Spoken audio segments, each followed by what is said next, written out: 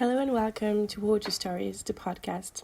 I'm Eve Barro, and this podcast is a production of BioBAT Art Space.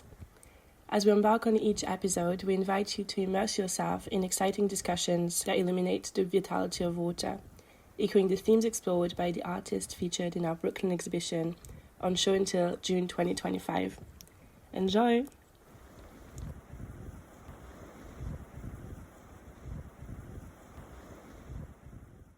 Today we are speaking with David McFarlane. David is a Canadian artist and musician who is conducting a research creation project on the acoustic ecology of the Great Lakes as part of his PhD research in media and design innovation in Toronto Metropolitan University. David, thank you so much for joining us today to have this conversation. I can't wait to hear more about your work. Thank you for having me. I'm excited to be with you.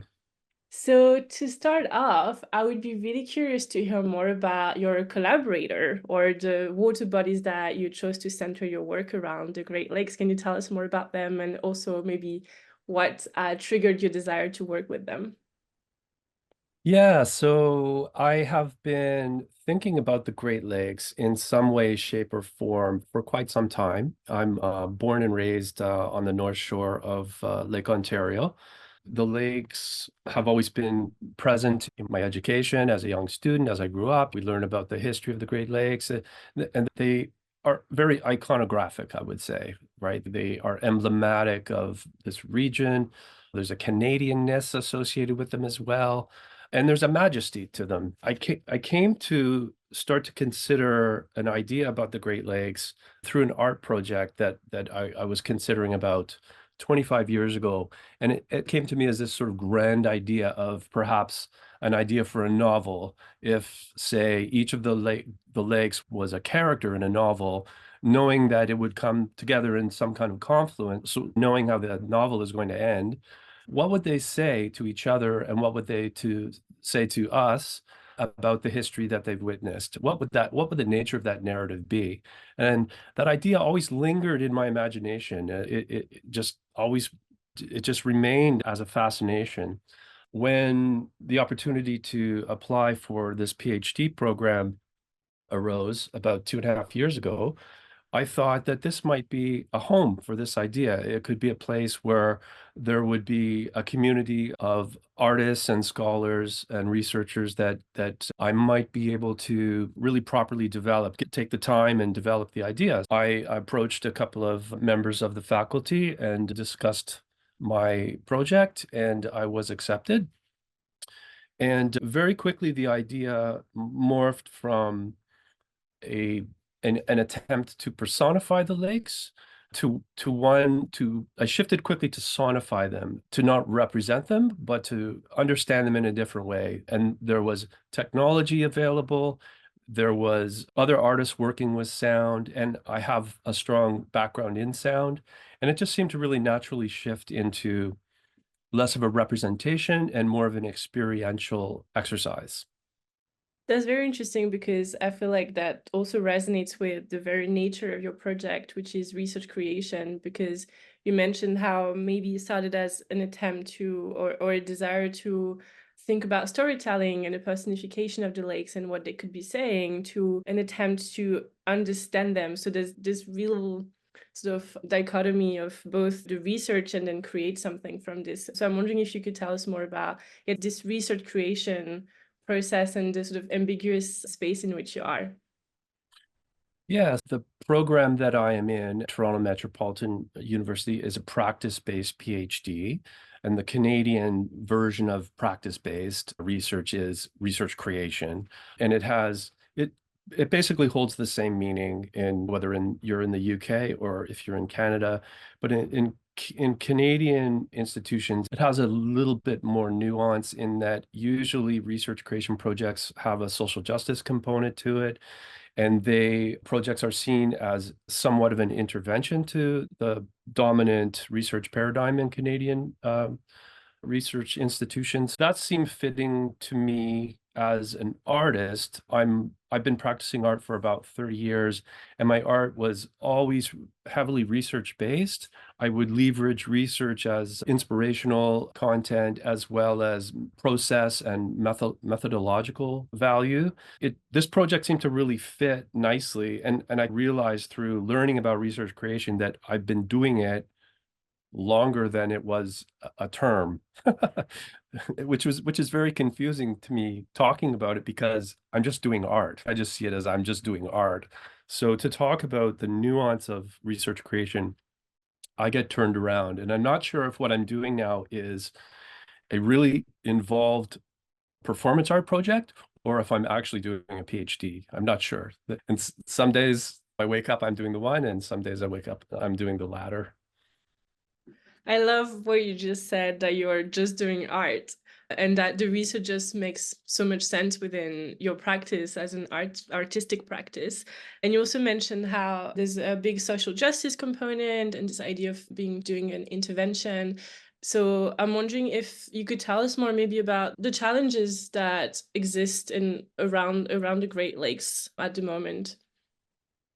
There are all kinds of challenges. Obviously, there are all kinds of environmental issues and challenges. There's invasive species. The species aren't invasive. The species have been brought in by humans and have done a lot of harm to the lakes. Basically, I think a lot of it just operates around this idea that the lakes are just these great resources that we can extract endlessly from and use and exploit to our own benefit without any kind of reciprocal gestures. So that's where I think my project there's a component there for sure that my project holds. There's sovereignty issues about the Great Lakes. There's contamination and consumption and commodification, I think, is a really interesting and potentially dangerous threat to the Great Lakes. It goes on and on. You could delve into one of those areas and just do multiple projects about that. But I really wanted to step back and leverage my storytelling abilities and my skills as an artist and a musician to create for me, and hopefully through my activities for others, a deeper relationship with the lakes and just start building from there. I'm actually curious about this. You mentioned methodology and the process, which is sonification, because you work Mhm. with sound. So I'm really curious to hear more about how you explored the acoustic ecology of the Great Lakes through the sound. Yeah, do you want me? So there's a few levels of data, and I use the word data loosely because I actually now have come to feel that what I'm doing is not witnessing data, but I'm witnessing performance. I'm witnessing events that are happening, and there is data involved, but I it's not so central to the way I think about what I'm doing. I'm doing a few things. So I have a device called a biodata sonification device. It's made by there's several different people making them, but the one person that is working quite extensively with artists is a man named Sam Cusimano, and he's a lovely man, and he's largely open source about the technology that he's using. And it's a little device, it's very affordable, and it uses off-the-shelf technology. And what it does is it measures in real time conductivity on the surface of an organic thing, like a plant leaf is a very common application that artists are doing. And what it does is it translates those electrical impulses into MIDI, which is a musical language that is read by myriad of instruments these days, most typically synthesizers.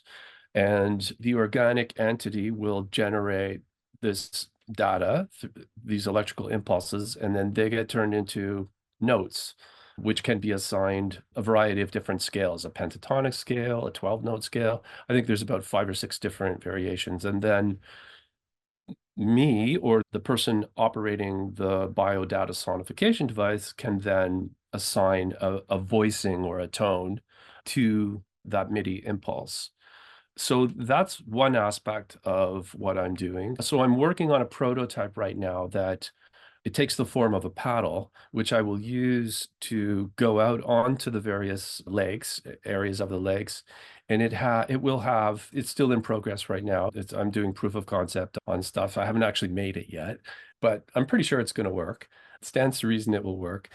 But it's a paddle blade that has two holes in it, and within these two holes, I am collaborating with mycelium, which I'm inviting to grow around the electrodes that feed the biodata sonification device, which then sends the MIDI signals to an instrument.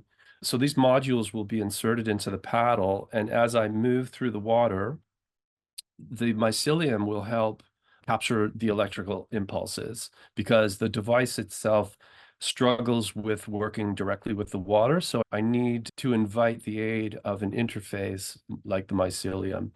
And I'm borrowing some research from the fashion industry, people who are working with wearables, who are developing garments that sense bio events happening in the person wearing. So I'm slightly adapting that technology for my purposes for the collaboration with the lake. So I'm actually collaborating with mycelium and the water. And the mycelium it's doing what I understand mycelium likes to do, which is break down nutrients and share nutrients. And so while the mycelium is in the water, it is breaking down nutrients and to some degree purifying or cleaning the water, however minuscule amount it's doing it, it is actually doing it. So there is some degree of reciprocity happening. The mycelium's helping me, I'm helping it, and we're helping the water to some degree. And you could argue with me about to the nth degree that this is all happening, but in principle, there's an ethical kind of underpinning there happening. We're all in relation with each other.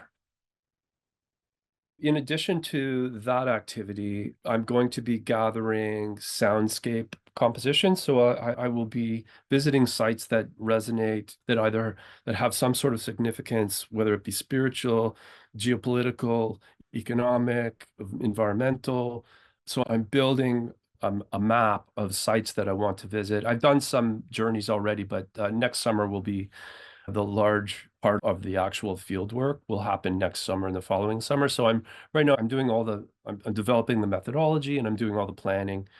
But while on site, there are other ways I will document my interpretation, my feelings. So I'm a visual artist, so I'm interested in developing graphic notations in the form of scores. So graphic notation is a way that composers have created scores in the past.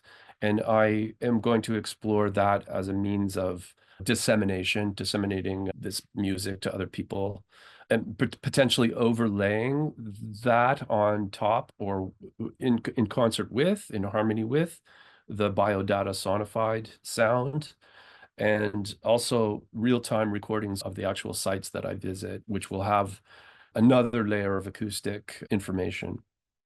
And lastly, I will be interviewing people that I encounter and just talking about their relationship to the lakes and how they feel the lakes are. It's really interesting how you were talking about ecology and then it's expanded because maybe sometimes when we think of ecology, we think of the non-human species and how they interact within a certain space. But what I find really interesting is that you then introduce this notion of recording the soundscapes in places that have spiritual or geopolitical significance.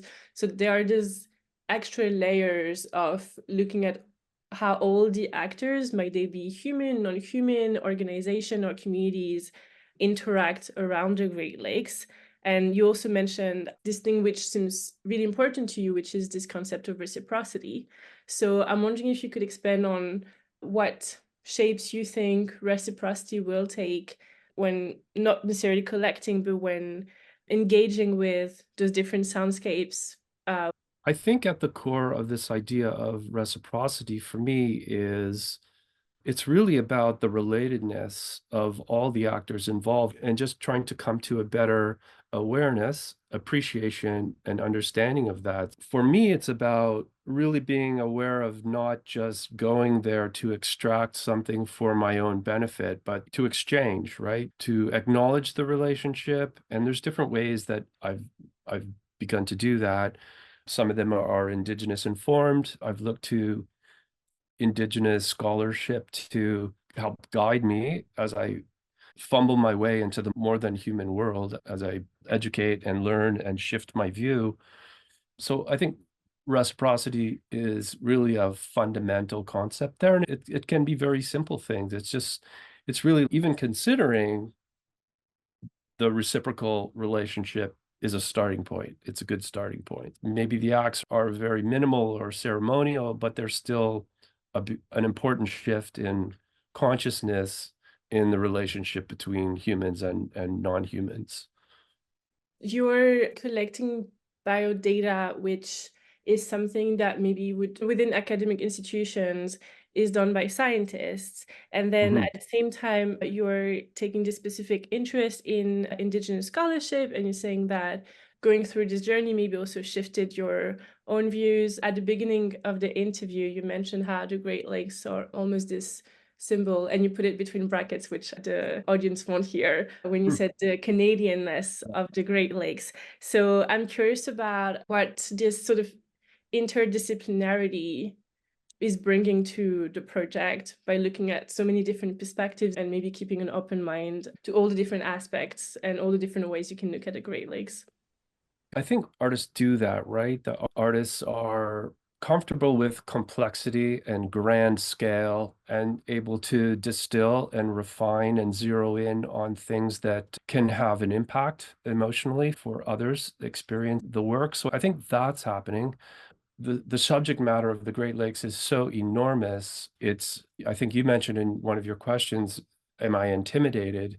I think you used the word intimidated, and I had to think about that word. And I think, yeah, it is an intimidating endeavor, but I don't see it as an endurance test. I see it as it's more of an experiential, a phenomenological endeavor. So it's really about attuning my sensorial faculties to the lakes. And a colleague asked me, does it have to be all of the lakes? Could it just be one of the lakes? It seems impossible to do all of the lakes.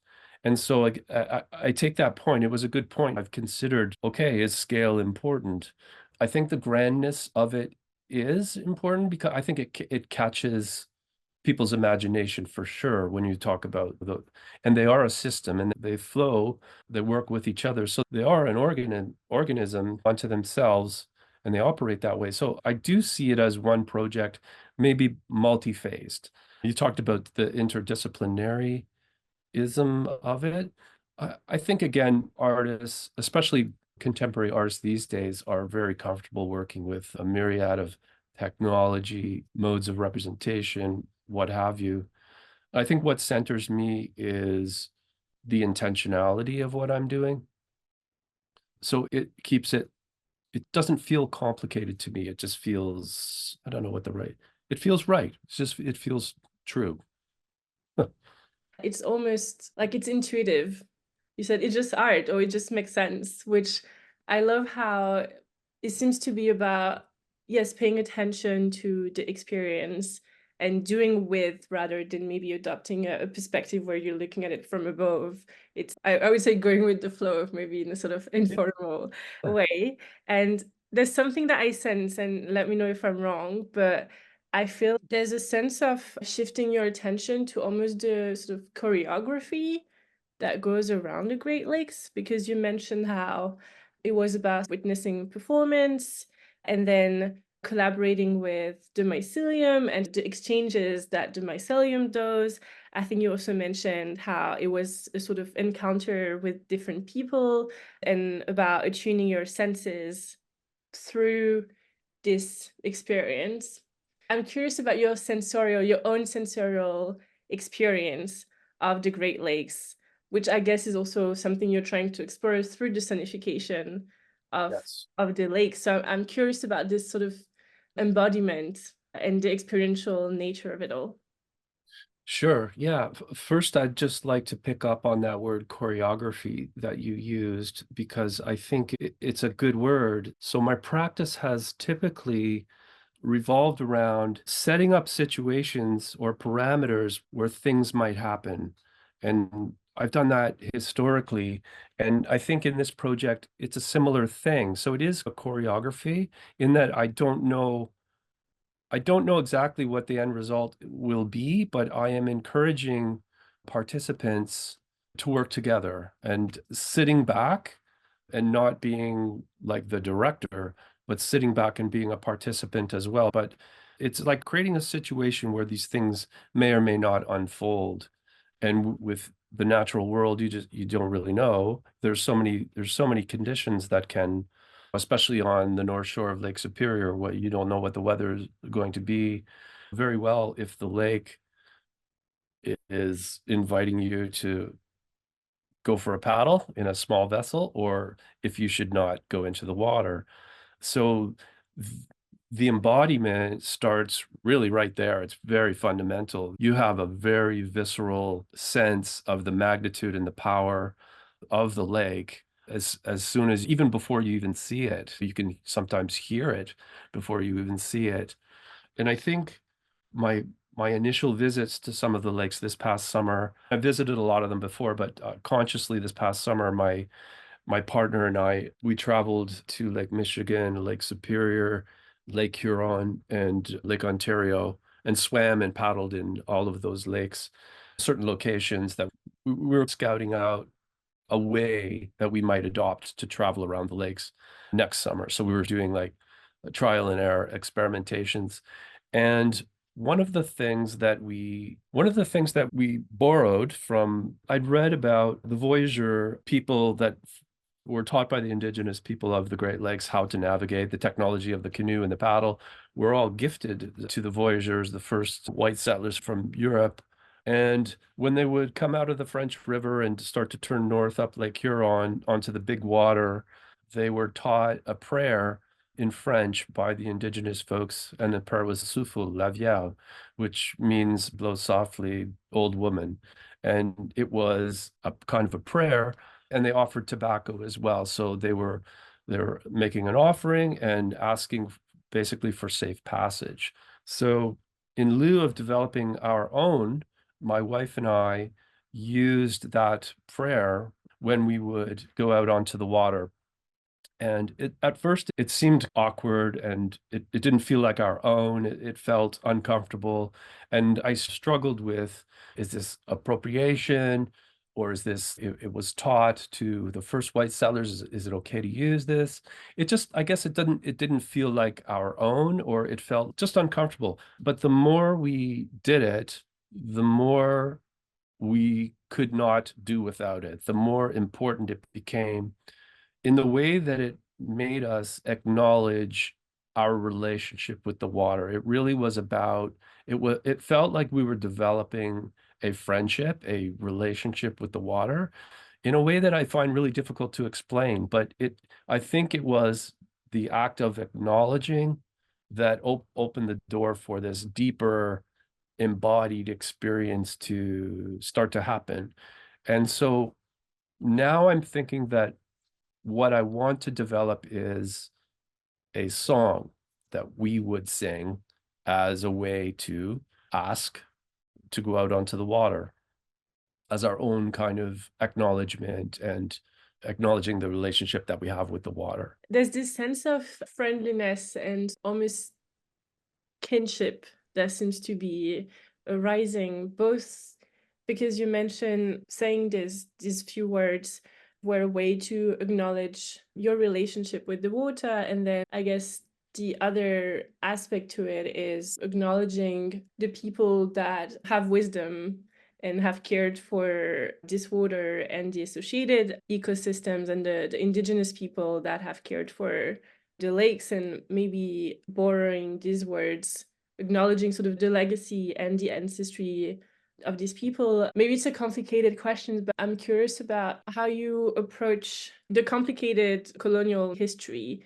of the place with this sense of trying to come up with new and creative ways to connect with the lakes, but still acknowledging the people that have cared for them. Yeah, I'm a white settler. I'm four or five generation European, Scots, Irish. I live in Toronto, which is the dish with one spoon treaty is governs the land and much of the Great Lakes. So I've been invited into that treaty in the spirit of peace and sharing, and there are settler responsibilities associated with that specific treaty and other treaties. So I am trying to learn about those responsibilities, and care for land and care for water is a big part of that responsibility. It was difficult to embark on this project without encountering that responsibility.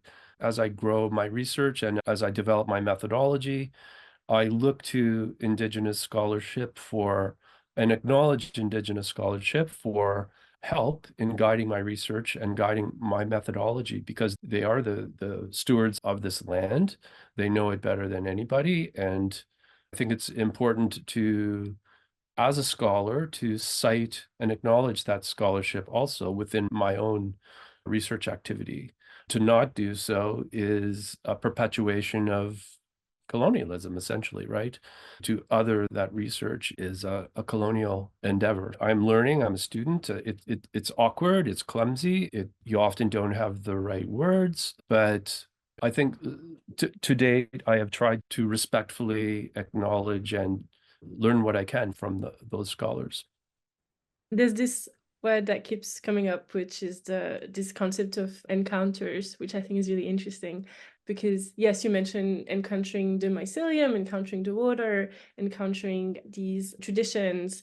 And before that, you mentioned the magnificence of the Great Lakes and also the fact that it's a massive project. I think somewhere you mentioned that it was 21% of the World. Earth's fresh water, if I'm right. I'm wondering if just the fluidity of the water itself facilitates all these encounters.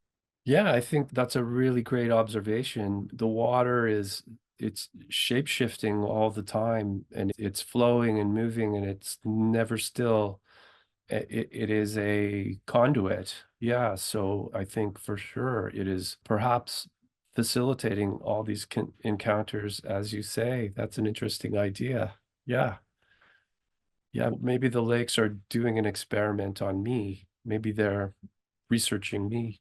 Maybe you thought you were collaborating with them, but they're collaborating with you. Yeah, I think Do so. Yeah. you think that resonates with sound? Because sound has this sort of fluid quality to it. Yeah, it's invisible, it's physiological. It actually sound moves air. You can feel it with your body and you can feel it in your head and in your heart. So yeah, I think sound and water go together very nicely. Yeah, and they're mysterious too, right? They're unknowable in a lot of ways, which I think mystery is, I think I'm definitely attracted to the mystery of the lakes as well. There's something very profoundly powerful about that. I'm curious, can you tell me more about this? About the mystery? Because you mentioned that I think you grew up on the shore of Lake Ontario. So you grew up with sort of bodies of water. So I'm curious to hear more about what this mystery is made of. I think the mystery comes from the magnitude of them and also the history. And living on the shore of of Lake Ontario it's strange because I don't know if you've ever been to Toronto. Toronto essentially divorced itself from its shoreline with this magnificent body of water as it developed, as it became more urban, to the point at which in the 50s a freeway was built that cut the neighborhoods that were close to the waterfront, totally cut them off physically from the water. So you can grow up in Toronto and not even really be aware there's a lake there. It's strange. It's a massive body of water, but you can grow up here and not ever go there, not even know it's there. So I find that the strangest paradox. So living in Toronto, it perpetuates, what's the word? I just want to say meh, like a kind of indifference to the water, which I've tried to challenge with my artwork in the past. And I think the indifference contributes to, if you're indifferent to something, you don't care about it, you're not going to care for it, and you're going to pollute it. You're going to pump your sewage into it. You're going to do all kinds of things to it. And Lake Ontario is the at the latter end of the whole Great Lakes chain before it goes out to sea. All the crap flows to Lake Ontario as well. And I was really quite emotionally moved this summer when I went from the pristine waters of North Shore Lake Superior and northern Lake Michigan, and we made our way back home to Toronto, and I put my canoe in the lake in Toronto, which had just experienced an industrial fire at a chemical plant, and all the chemicals flowed down the Humber River out into the water, and it did a lot of damage to the water. So it's very upsetting to see that dichotomy, that contrast. My project, I want to explore the urbane areas of the lakes as well as the beauty and the horror. I really want to, but it's not a beautification project. It's I will try to encompass a whole magnitude of experiences with the water. So I think there's mystery there. It's not the romanticism that often is associated with mystery, but I think we need to look at that stuff as well. I think we need to hear what that water sounds like, try to make music with that water. And I have started to actually do collaborations with the water just on the shore of Lake Ontario. It's very interesting how you mentioned that, yeah, you can be next to each other, but not notice each other's presence. And Hmm. I think maybe that goes back to how you were saying that sound is physiological, that you can feel it in your own body. So I'm wondering if sound or allowing people to hear the lakes can be a way to cultivate this care, because you have to care once you start noticing something. I believe that's really true. And sound and music carries a lot of emotion with it. And I think sound is really powerfully connected with memory. I don't know if this is scientifically, or I don't know if there's probably studies about this, but I've been recording music for 30 years, and I always remember, or I'm fascinated when I hear a recording that I did many years ago. I can hear the sound of the room. I can hear the physicality, how it bounced around, the sound bounced around, how it felt to my body and my ears, and it transports me back to that time and place in a really powerful way. So I think that's an aspect of what I'm exploring as well. I'm hoping to bridge that chasm between people living and near the water and being indifferent or not feeling one way or another about the water, and perhaps trying to encourage care. I'm trying to do it myself, and trying to, if we see them as living entities with agency and memory, it's been proven that water has memory. If something has memory, it could potentially have identity.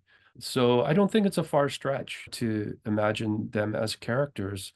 And I think even just asking the question is a starting point, right? One of your questions was, how do I navigate the concept of consent and agency when collaborating with the lakes? And that's a really difficult question. I don't have an answer yet, but I think part of the answer is the starting point, is the asking of the question itself, because I think it triggers what people call future imaginaries, right? There's a post-growth theorist named Tim Jackson who calls post-growth a necessary, he calls it a thought world. So it's a tool that triggers the imagination of people into thinking, what if? And I think that's a powerful role that artists have done in the past. And that's, I think, a role that I see is still very important, is asking that what if. How would I ask the water if I could collaborate with it? I think that just opens up a door for care and consideration. Maybe as my last question, you mentioned future imaginaries, and you also mentioned how sound can be very closely linked to memories. Yeah. So my last question, is there a specific sound that, a sound of the water, that you hope will be part of our future imaginaries? Wow. It's so early for me to know, but I did experience a sound this summer that remains with me that was very powerful. And it happened again on the North Shore of Superior.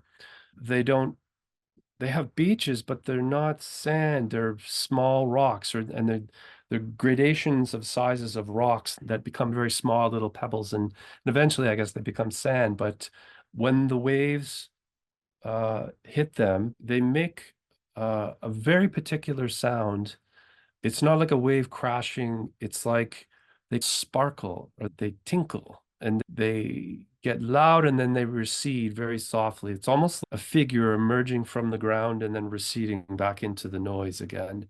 And it's very beautiful, very particular. I'm sure there are going to be many other sounds that I encounter. And maybe I'll visit with you again in a year from now and I'll have a better answer. But for now, that will have to suffice.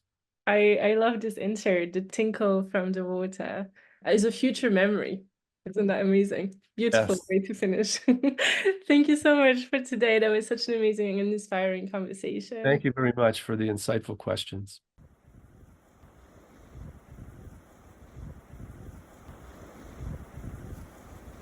Thank you for listening to this episode. We hope you enjoyed it. You can find all of our other episodes online on our platforms, as well as in our listening room in our exhibition space in Brooklyn, New York. Bye!